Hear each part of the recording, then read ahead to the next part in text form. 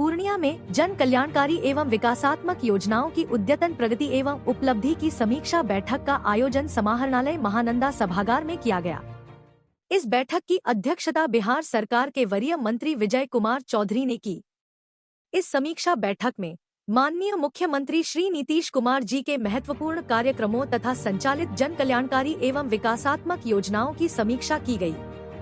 वहीं डॉक्टर अंबेडकर समग्र सेवा अभियान, आपका शहर आपकी बात तथा महिला संवाद योजनाओं पर विस्तृत चर्चा की गई।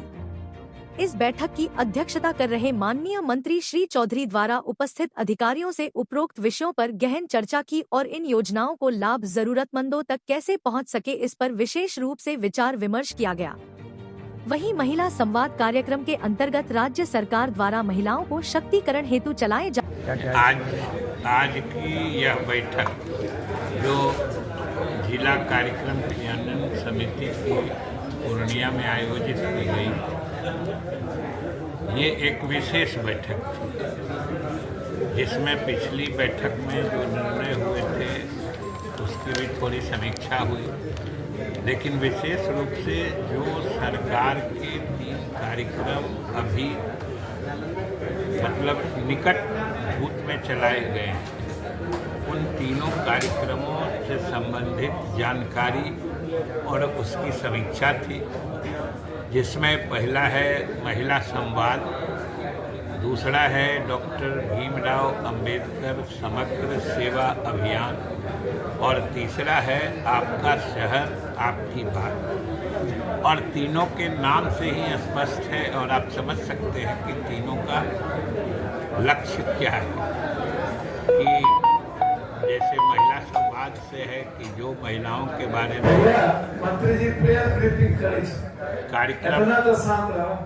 कार्यक्रम जो महिलाओं के उत्थान के लिए सरकार के कार्यक्रम चल रहे हैं, उनका क्या प्रभाव है या जो लाभान्वित हो रहे हैं उनकी क्या भावना है, वो और क्या चाहते हैं, उनके और क्या सुझाव हैं, उन तक पहुंचकर उनकी भावनाओं का जानना और उसके अनुरूप अगर कोई उन कार्यक्रमों में किसी सुधार की ज़रूरत है या गुंजाइश है तो उसको करने का है।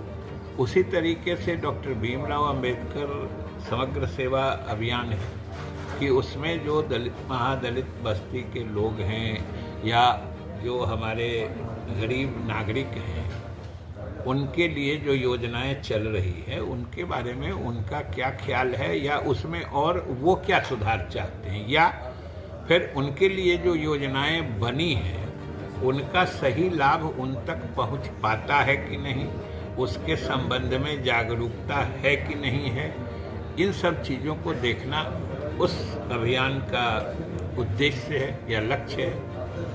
तीसरे में जो आपका शहर आपकी बात है, उसके तहत जो नगर क्षेत्र है, क्योंकि नगर क्षेत्र में स्वाभाविक रूप से आबादी का दबाव ज़्यादा होता है, इसलिए नागरिक सुविधाओं की भी सघन आवश्यकता होती है। उसके मद्देनज़र उन इलाकों के लिए जो योजनाएं होनी चाहिए उनकी समीक्षा के लिए या उसके लिए और क्या करना है, हमारे जो स्थानीय जनप्रतिनिधि हैं उनके क्या सुझाव हैं, उनको समझने के लिए या उनकी समीक्षा करके सरकार को बताने के लिए वो है।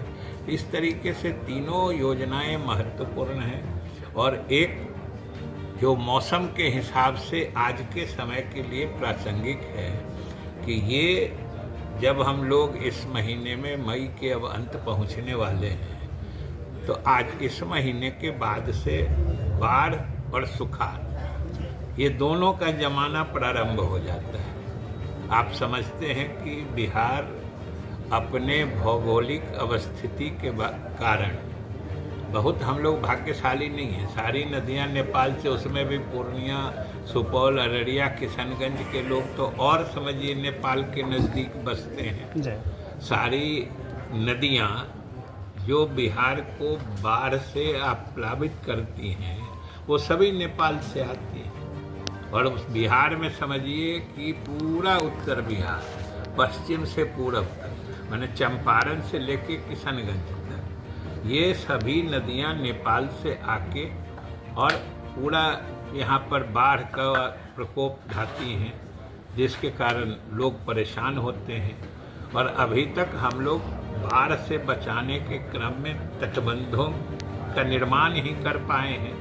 और तटबंध का निर्माण भी समझिए, अभी तक हम लोग लगभग 3850 किलोमीटर तटबंध बना चुके हैं।